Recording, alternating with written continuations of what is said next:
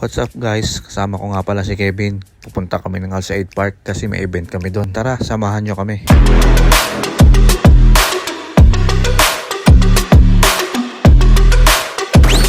Ito na nga pala ang Alsaid Park. Nga pala si Tropa. Buhay pa yan. Nagka-jowa lang kaya hindi nakakasama. Medyo naliligaw nga kami dito kasi sobrang laki ng Alsaid Park. Kaya nag-decide na kami magdakad-lakad para makita na ang venue. Isa to sa pinakamagandang part sa Kuwait. Dito nga namin ginanap ni Kat ang prenup pati ang maternity photoshoot namin. Marami nga pumupunta dito para mamasyal, mag-picture-picture, mag-jogging, kumain at magkape. May mga restaurant at coffee shop kasi sa loob. Buti na lang maaga kami pumunta. Nahirapan kasi kami hanapin yung lugar kung saan gaganapin yung event. Pagdating nga namin doon, nag-set up agad kami. 8 PM pa naman ang event. Kami nga pala ang nakatoka sa pagkain at sa inumin. Nire-ready na namin lang lahat para pagdating ng 8 PM, isa-serve na lang. Hirap kasi ang plating nito kaya tumatagal kami. Tapos may kasama ka pang ganito. Tatagal ka talaga. Tingnan nyo, akala ko tutulong. Kakain lang pala. Kinuha mo pa yung tray sa akin. Actually, kanina pa sana kami tapos kaso may mga nanggugulo lang. At ito na, start na ang event kaya isa-serve na namin ng mga food.